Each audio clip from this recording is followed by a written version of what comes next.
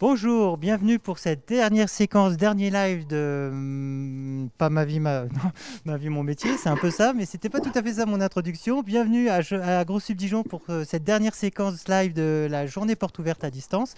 Vous l'avez compris, le déroulé de cette journée, c'était de vous faire une immersion la plus complète et la plus précise possible dans Agro Subdijon, son univers, et de vous permettre de mieux vous orienter pour vous aider à faire les meilleurs choix et pour avoir le plaisir de vous accueillir dans notre école l'année prochaine. Alors, nous accueillons aujourd'hui pour cette séquence intitulée Dans la peau d'un diplômé, témoignage des diplômés sur leur métier. J'ai avec moi en ligne à distance Margot. Bonjour Margot. Et Bonjour. puis Candice. Bonjour Candice. Bonjour. Et avec moi sur le plateau, Sabine Petit, donc Sabine Petit qui fait partie d'Agro Subdijon. Et j'oublie toujours le nom de votre fonction. On Merci l'a bien Christophe. préparé, hein. On a bien préparé. Bonjour à tous. Donc moi je travaille à la direction de l'enseignement et de la vie étudiante et je suis notamment en charge du suivi de l'insertion des diplômés d'AgroSubdijon. Voilà, donc on y reviendra tout à l'heure, on fera un zoom effectivement pour l'objectif de cette séquence, c'est de vous apporter un maximum de visibilité sur précisément les métiers en agronomie, en agroalimentaire, parce que pour vous, la question, ça représente quoi? Parce que pour vous, c'est peut-être encore un peu flou. Donc, je vais commencer tout de suite avec Candice. Alors, Candice, vous êtes chargée de mission Agri-Agro à la SAT l'Ouest en valorisation. Alors, il y a un peu d'acronyme, hein, on adore ça à AgroSubdijon. On va un petit peu expliquer plus en détail ce que c'est. Donc, Candice, je laisse vous présenter. D'accord. Donc, bonjour à tous. Donc, la SET West Valorisation, c'est une société d'accélération de transfert de technologie. Donc, en fait, mes missions, c'est d'être l'intermédiaire entre les centres de recherche publics et les entreprises du secteur privé. Quand on entend valorisation de la recherche, c'est tout simplement du transfert de technologie. Donc, en fait, on a des projets très amont en laboratoire. Et en général, ils ont peut-être besoin d'un petit coup de pouce pour pouvoir être transférés dans des entreprises. Donc, la SAT se propose en tant que financeur pour permettre l'accélération de projets de tout type, hein. Ça peut être très bien de la santé, du digital, etc. Et donc, moi, dans mon cas, c'est de l'agriculture et de l'agroalimentaire au sens large, hein. On a différents projets, différentes palettes qu'on va permettre de transférer au sein des entreprises. Alors, Candice, votre mission précisément dans cette SAT? Alors là, précisément, c'est actuellement, donc c'est encore avec des acronymes, c'est de mettre en place un appel à projet. Donc, ce qu'on entend par appel à projet, c'est de sensibiliser les entreprises à venir vers nous avec des projets qu'ils n'ont pas pu mettre en place à cause du manque de financement ou du preuve de concept, notamment à cause de la Covid-19. Et donc, nous, on va essayer de sensibiliser ces entreprises-là et de les mettre en contact avec des laboratoires afin de pouvoir créer des collaborations de recherche et de faire avancer ces projets qui n'avaient pas pu, qui étaient mis en stand-by, tout simplement. Alors, Candice, vous êtes de formation ingénieur agroalimentaire, c'est bien ça? Oui, Donc, c'est bien ça. effectivement, on voit déjà un premier métier qui semble large. On pourrait se poser des questions pourquoi avoir fait agroalimentaire pour ce poste-là. On y reviendra tout à l'heure. Je fais un peu le pitch Oui. pour la suite. Mais avant, je vais laisser la parole à Margot. Margot, même sanction. Quelle est votre fonction, votre mission et dans quel organisme vous travaillez? Donc moi je suis conseillère prairie fourrage à la Chambre d'agriculture de Haute-Saône à Vesoul. Et donc parmi mes missions, je fais notamment du conseil aux agriculteurs pour leur permettre de mieux valoriser les prairies, des fourrages pour les animaux, en particulier les bovins, puisque c'est ce qu'on a le plus sur le département. Et aussi avec une mission de conseil et des projets autour du changement climatique. Donc, je pense qu'on a deviné que vous étiez formation d'ingénieur en agronomie. Agronomie, spécialité ingénierie de l'élevage. Ingénierie de l'élevage. Alors effectivement, on viendra tout à l'heure sur cette spécialité, puis sur la spécialité qu'a suivi également Candice. Avant d'aller plus loin dans le détail de vos missions et de votre parcours, je vais vous poser une question. Aujourd'hui, le public nous regarde, il a beaucoup de questions à se poser. Dans quel état d'esprit vous étiez à la même époque, en première, en terminale? Est-ce que vous aviez déjà une idée précise, dit plus tard je serai en agronomie, plus tard je serai en agroalimentaire et je ferai ceci? Comment ça s'est passé, Margot, pour vous? Alors, au tout départ, comme beaucoup, je voulais faire veto. Et le concours en a décidé autrement. Mais par contre, ce dont j'étais sûre, c'est que je voulais continuer à travailler plus ou moins directement avec les animaux. Et du coup, j'ai cherché la filière qui se rapprochait le plus de cette filière-là. Et en regardant les dominantes dans les différentes écoles, j'ai vu que, notamment à Dijon, ils proposaient une spécialité donc, dans l'élevage et que donc ça pouvait sûrement m'intéresser. Voilà, et de fil en aiguille, vous voilà à votre poste actuel. Candice, pour vous, c'était à peu près la même chose ou vous aviez Oui, déjà un parcours c'était tracé ou similaire pas, en de flèche? Margot. Donc moi aussi, donc après le bac, après mes résultats de bac très satisfaisants, on m'a décidé de m'envoyer, et puis aussi avec mes ambitions, d'aller en prépa BCPST pour faire les concours vétérinaires sur 2 ans. Je ne les ai pas eus non plus. Donc j'ai décidé quand même de retenter les concours, mais cette fois-ci en fac prépa du côté de Nantes. Et moi, j'ai voulu changer de voie et j'ai découvert le métier d'ingénieur un peu. Cette transition s'est faite pendant cette année-là.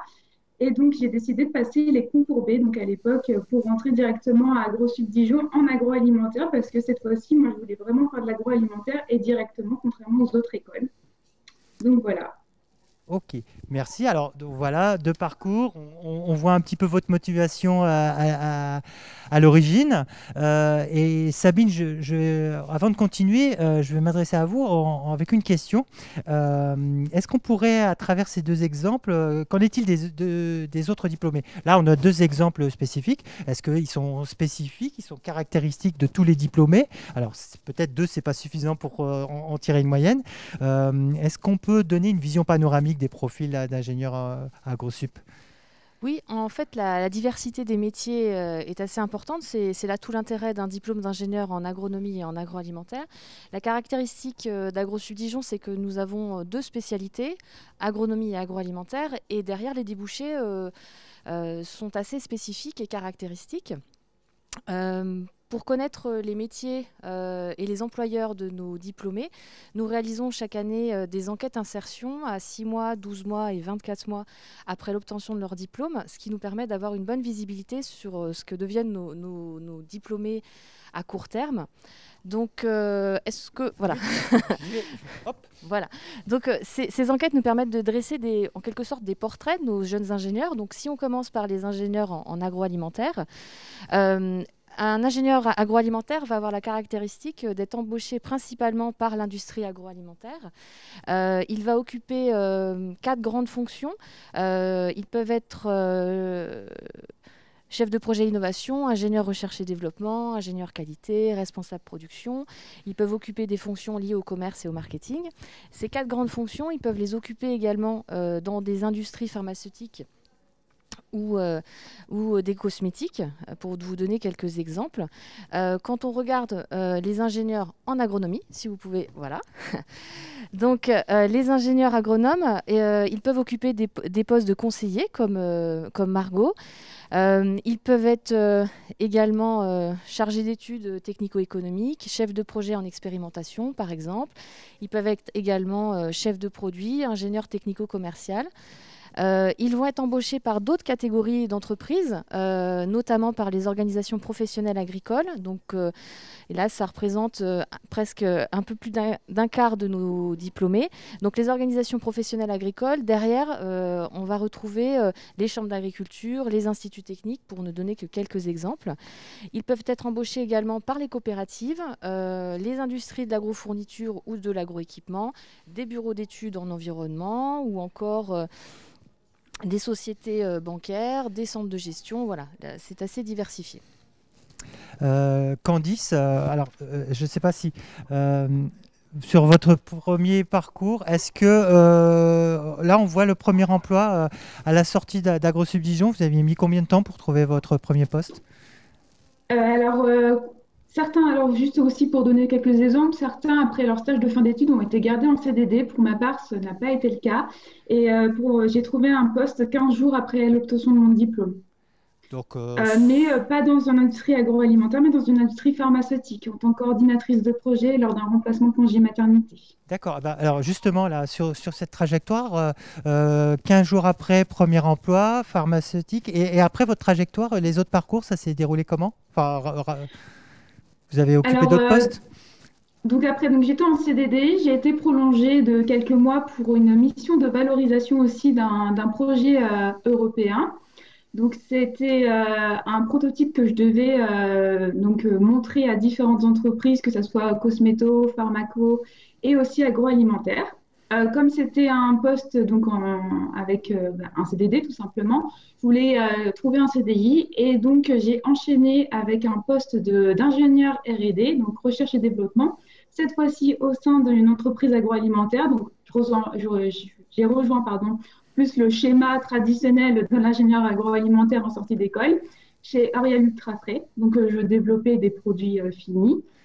Et donc après, j'ai réenchaîné directement aussi, puisque ça ne me convenait pas. Donc, c'est aussi en fonction de mes ambitions, puis aussi un peu, ça reflète un peu mon caractère, de vouloir aller plus loin et de pousser un peu plus mes projets professionnels et personnel aussi. Donc, j'ai quitté Eurial et j'ai enchaîné directement avec la Southwest Valorisation. Donc, je n'ai jamais eu de trou entre mes 3 emplois. D'accord. Juste pour rappel, vous avez fait quelle spécialité, enfin quelle dominante en dernière année? J'ai fait Sufficient. Donc, Sufficient, c'est l'équivalent de recherche et développement, donc développement produit fini, tout en anglais.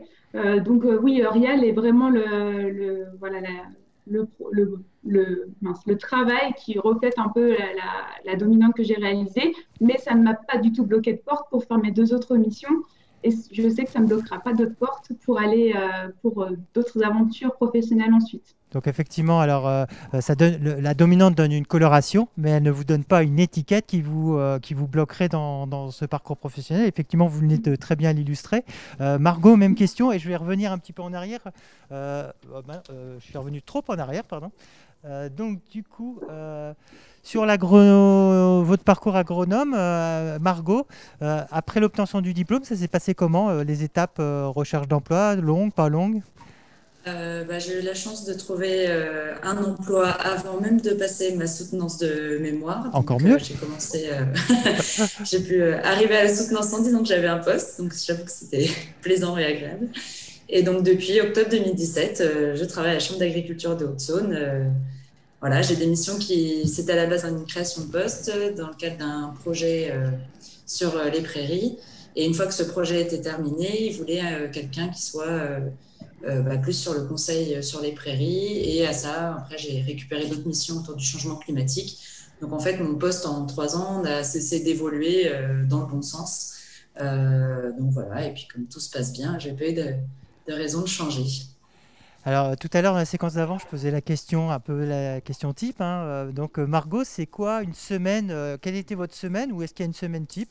Parce que pareil, hein, on dit en agronomie, ils sont tout le temps dehors, en agroalimentaire, ils sont dans des usines. Mais voilà, c'est quoi l'image réelle de tout ça? Alors pour ma part, et je pense que c'est assez vrai pour les conseillers en chambre d'agriculture au niveau départemental, et non pas, c'est bien différent des chambres d'agriculture régionales d'ailleurs. Sur les départements, là en ce moment, donc vu que c'est l'hiver, il y a beaucoup moins par exemple, de suivi dans les parcelles et de choses comme ça. Mais par contre, là, je suis sur un projet où il faut réaliser des enquêtes chez les éleveurs. Donc ces temps-ci, très concrètement, je suis la moitié de la semaine en enquête sur le terrain et l'autre moitié de la semaine plutôt en télétravail ou au bureau pour préparer les enquêtes ou alors gérer d'autres dossiers. Et puis quand la saison reprend, donc à peu près de mars à octobre, novembre, là on est un peu plus sur le terrain. Pour ma part, je fais des suivis de parcelles toutes les semaines, donc j'ai au moins une demi-journée de terrain toutes les semaines, de mars à novembre. Et sinon, l'hiver, en général, c'est un peu plus orienté formation pour les agriculteurs, puisque c'est là où ils ont un peu plus de temps.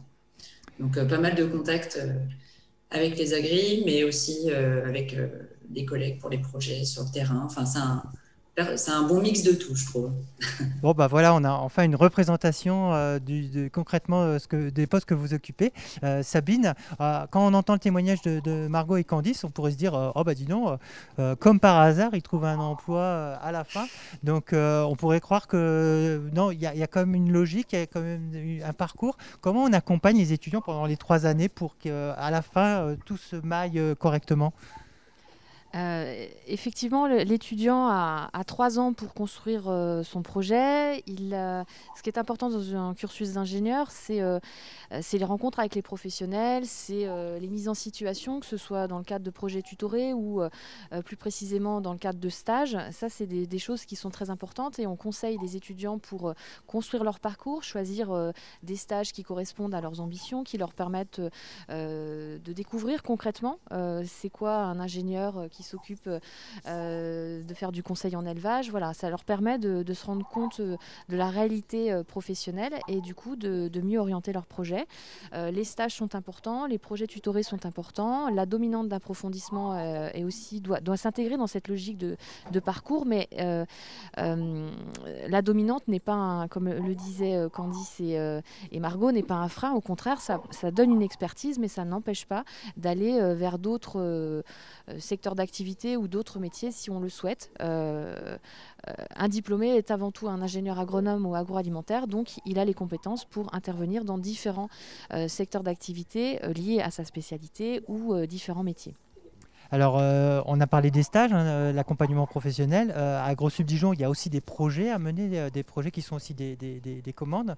Il y a une particularité peut-être, alors comme d'autres écoles, mais un peu plus présente à Gros-Sup, un parcours entrepreneuriat, et notamment en deuxième année. Est-ce que vous pouvez détailler un petit peu ce qui est proposé aux étudiants ? Oui, en fait, en deuxième année, les étudiants ont un module qui s'appelle le projet B. Alors ça, c'est le petit mot, le petit nom interne, mais au-delà de ce terme, c'est un module qui permet aux étudiants de s'initier à la démarche projet. L'ingénieur, dans sa définition, va être un chef de projet. Donc, on leur apprend les méthodes et les outils de travail d'un chef de projet. Et dans ce cadre-là, il est proposé aux étudiants de participer à un dispositif régional qui s'appelle les Entrep.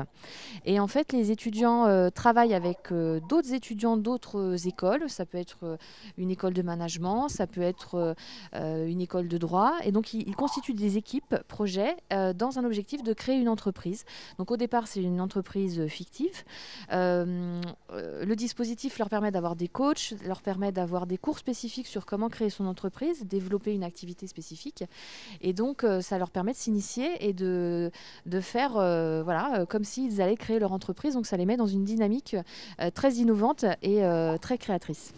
Alors, Candice, il me semble que vous étiez dans le parcours des entrepreneurs. À l'époque, je crois qu'on disait encore les entrepreneuriales. Est-ce que vous aviez l'intention de créer une entreprise ? C'était quoi votre logique en rentrant dans cette logique de l'entrepreneuriat ? Alors moi, je voulais pas faire le projet B. Déjà, j'en étais intimement convaincue. Les entrepreneuriales, c'était pas forcément pour créer une entreprise. Enfin, je voulais tester, mais c'était vraiment dans la logique de pouvoir travailler avec d'autres collègues, camarades. Donc moi, j'étais avec une équipe vraiment pluridisciplinaire, hein. J'avais des juristes, marketing, communication et une camarade de classe aussi qui était avec moi.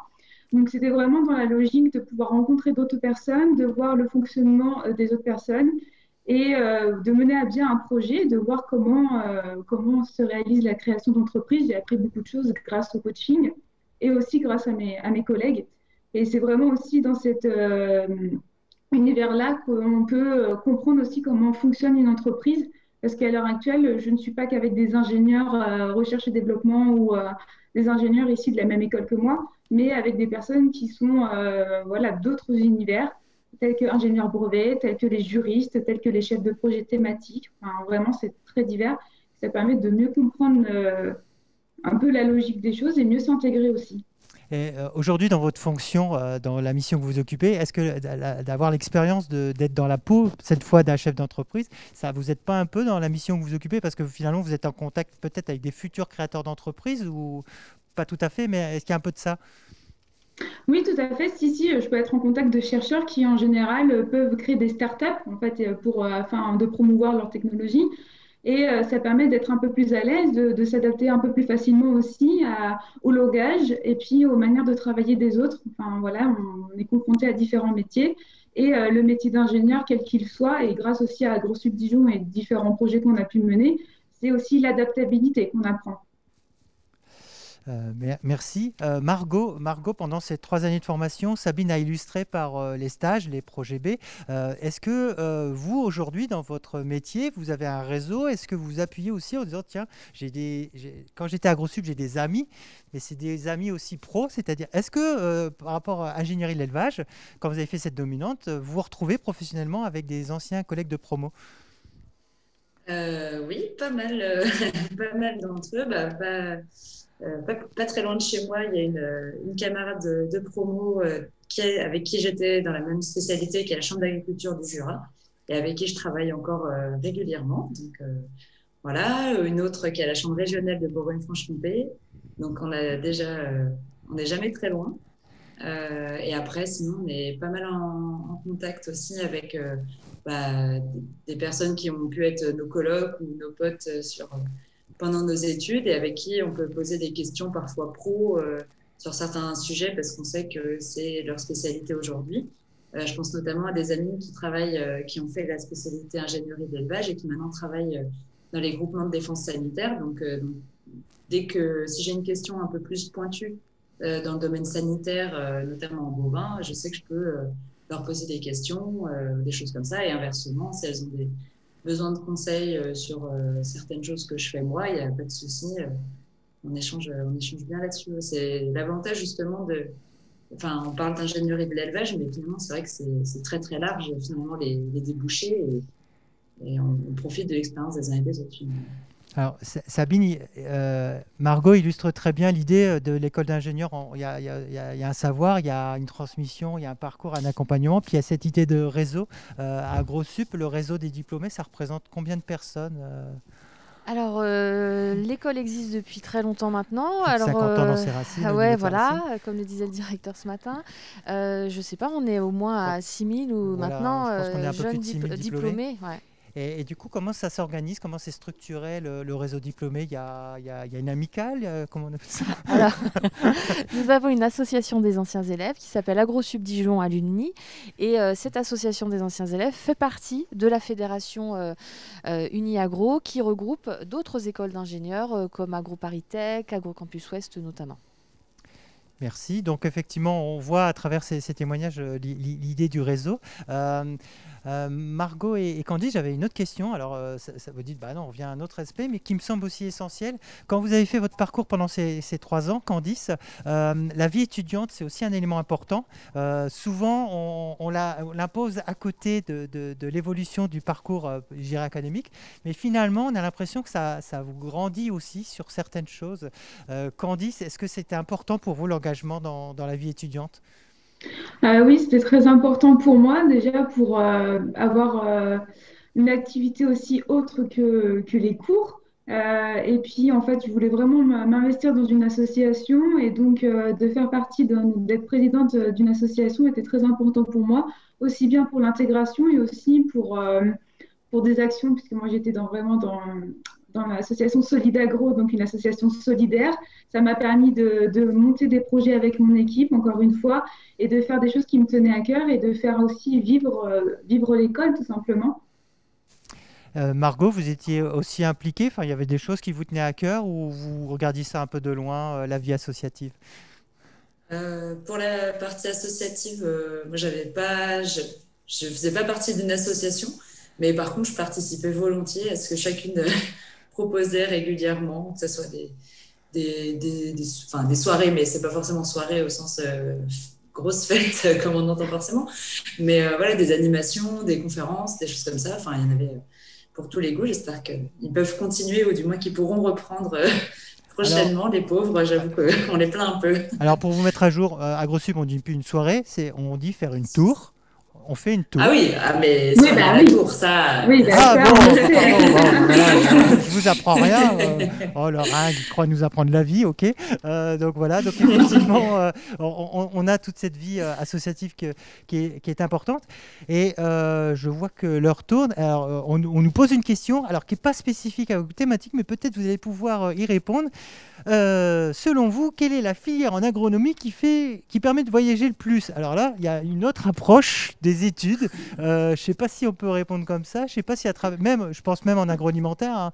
Est-ce que vous aviez l'idée de l'international, du voyage? Est-ce que ça fait partie de vos parcours? Comment vous aviez eu enfin, l'international, c'était quoi pour vous, Candice? Oui.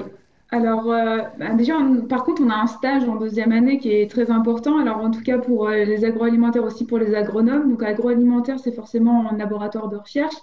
Je laisserai Margot pour parler de son stage à l'étranger. Mais voilà, on part quand même 5 mois, on est complètement immergé dans une culture différente. Des fois, il ne suffit pas de partir loin, hein. Pour ma part, j'étais partie en Irlande, mais c'était vraiment une découverte extraordinaire. Où en même temps, on peut voyager, hein. On ne fait pas que du laboratoire, hein. On en profite aussi à côté. C'est aussi l'occasion. Après, je pense que dans la vie professionnelle, tout dépend du métier qu'on veut faire et des ambitions qu'on a.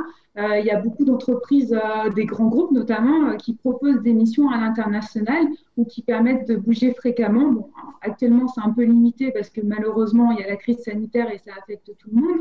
Mais il y a des postes où vraiment on peut bouger fréquemment. Pour l'instant, ce n'est pas mon cas. Mais quand on doit se déplacer pour rencontrer d'autres personnes, d'autres interlocuteurs, c'est souvent à l'étranger. Margot, je ne sais pas si vous aviez fait un stage à l'international. Bah, si, tout à fait. Donc, 6 mois en deuxième année, puisque, bah, comme imposé, du coup, avec la particularité, alors je ne pense pas que ça ait changé depuis, de ne pas avoir d'obligation, pour ceux que ça inquiéterait, de partir dans des pays forcément anglophones ou du moins dans une autre langue. Pour ma part, je suis partie en Suisse, côté francophone. Alors, c'était pas spécialement, j'avais pas envisagé de partir dans un pays francophone forcément, mais c'était le thème du stage qui m'avait vraiment plu. Pour l'information, c'était sur de la recherche comportementale autour des chevaux. Donc, c'est pour dire les sujets parfois un peu, auxquels on ne pense pas forcément au départ, les sujets auxquels on ne puisse pas forcément toucher. Et puis finalement, bah, ça rentre quand même dans la filière. Mais par contre, pour répondre à la question de est-ce qu'on peut voyager beaucoup, même en agronomie, oui, largement, que ce soit pour de la recherche ou aider à monter des projets. Je pense par exemple à des personnes qui sont parties dans des pays du tiers-monde pour les aider à monter des fermes pédagogiques, des choses comme ça. Ça reste de l'agronomie pure et ça reste du voyage, de la rencontre avec les populations locales, n'importe où dans le monde. Dans ma promo, je sais qu'il y a eu tout le monde, il y a eu des personnes qui sont parties vraiment aux quatre coins du monde à l'étranger et certains qui y sont restés d'ailleurs pour travailler ensuite, ou du moins qui sont revenus après leurs études, parce que vraiment ça leur a plu. Et on peut aussi bien faire des métiers, par exemple comme nous en chambre départementale, où on est vraiment à l'échelle locale, on fait que du travail en français, à part éventuellement lire quelques articles en anglais, voilà, ou quelques conférences. Mais à l'inverse, on peut travailler dans des branches qui sont vachement plus internationales. Ça existe tout à fait. On arrive vers la fin de notre séquence. Margot, Candice, j'ai envie de vous poser une dernière question. Elle n'est peut-être pas simple. Peut-être que vous étiez vous côtoyez des ingénieurs en agronomie agroalimentaire d'autres écoles. Du coup, avec le recul, est-ce que vous avez l'impression qu'à AgroSup Dijon, il y a une patte, il y a un petit truc en plus qui vous est inculqué, et ce serait quoi? Est-ce que vous pourriez le définir? Est-ce qu'il y a quelque chose qui fait qu'on est un peu différent, un petit degré supplémentaire à AgroSup? C'est une question un peu philosophique, hein, c'est la fin de journée, je vous l'avoue. Margot, Candice? Moi, j'ai l'impression que quand même les gens qui sortent d'AgroSup sont, je sais pas, cool. Enfin, je veux dire, c'est une mentalité qui fait que j'ai l'impression que, quelles que soient les personnes qu'on croise, ça se passe bien. D'ailleurs, pas plus tard qu'hier, j'ai rencontré une nouvelle recrue à la Chambre d'agriculture de Haute-Saône qui vient de sortir d'école, qui est sortie du coup en septembre dernier. Et je pense que j'ai pas de souci sur le fait que ça se passera certainement bien au niveau relationnel. J'ai l'impression que, voilà, globalement, voilà, je pense que le live a bien reflété ça aussi, du coup, la convivialité. Plutôt des gens bien et plutôt sereins, enfin plutôt optimistes, c'est plutôt ça cool, hein. Ouais, on peut dire oui, ça. Et le fait aussi d'être humble, je pense. On sort d'école, on sait tous qu'on a le même niveau, que certains vont faire d'autres professions. Mais voilà, je pense en tout cas, c'est ce que je ressens dans toutes les entreprises que j'ai pu faire, c'est que on a ce côté humble et ce côté de on respecte tout le monde et on prend part à toutes les missions et on a des missions qui sont peut-être plus axées ingénieurs, mais il ne faut pas oublier aussi que si on est entouré de techniciens, c'est des personnes qu'on doit prendre en compte, qu'on doit encadrer et qu'on ne doit pas prendre en dessous de nous, mais qui sont à l'égal de nous. Et il y a ouais, ce côté convivialité et humilité, je pense, par rapport à d'autres écoles. C'est une belle conclusion que vous nous offrez, Candice et Margot, Sabine. On est presque fiers de les voir Ouais, moi terminer je suis comme très ça. fière d'elle. Merci de votre témoignage, c'était vraiment bien. La manière dont vous en parlez, je pense que ça ne peut que donner envie à des jeunes et les rassurer sur qu'est-ce qu'on peut faire après un diplôme d'ingénieur. Et puis ça montre aussi qu'il y a beaucoup de perspectives, beaucoup de possibilités. On peut changer de métier, on peut aller vers ce qu'on aime et y rester. Voilà, donc je trouve ça très intéressant. Merci à vous. Merci Margot, merci Candice, merci Sabine. Merci à vous. On a envie De de rien, avec prolonger plaisir. cette conversation tranquillement et je pense que le public qui nous regarde, voilà, j'espère que c'était un peu le message de notre journée. C'était pas forcément vous obliger à venir chez nous, mais vous aider à faire les meilleurs choix. Donc, comme vous l'a dit le directeur en début de journée, et j'espère qu'on vous l'a montré en partie, c'est un peu ce que disait Margot, on a le sentiment qu'il y a une ambiance particulière qui respire ici, et peut-être effectivement l'ambiance de ce live parfois montre aussi que on sait être cool, mais on sait travailler sérieusement sans se prendre au sérieux, et je pense que ça c'est un élément important. En tout cas, merci pour votre témoignage. J'espère que le public qui nous a regardé a permis de mieux faire ses choix, de mieux les orienter. En tout cas, donc c'était le dernier live, donc je voulais remercier l'ensemble du public pour nous avoir suivis.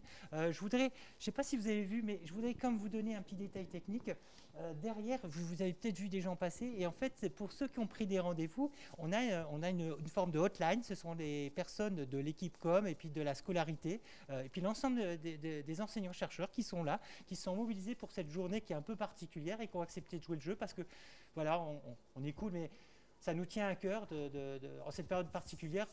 C'est un peu frustrant et du coup, on n'a pas toujours le sentiment de pouvoir faire les choses correctement. J'espère qu'on a pu, au moins pour une partie, vous expliquer au mieux. Donc, je tenais à les remercier. Ils sont là derrière. Les entretiens ne sont pas terminés, donc vous pouvez encore nous appeler pour avoir des questions particulières. On n'a pas pu lire toutes les questions, mais vous en faites pas. Je pense que lors des entretiens, vous aurez l'occasion. En tout cas, Candice, Margot, Sabine, merci à vous. Merci, cher public. Et n'oubliez pas, vous pouvez revoir toutes ces séquences sur le live dès la fin et vous avez le temps tranquillement de regarder et de prendre les bonnes décisions pour aider à tracer, dessiner votre parcours. Et j'espère que ce parcours, vous le dessinerez avec nous à AgroSup-Dijon. C'est ce qu'on souhaite de tout cœur. En tout cas, merci à vous. Une bonne fin de journée, un bon samedi. Et voilà, c'était le dernier live de la journée porte ouverte d'AgroSup-Dijon à distance. Au revoir.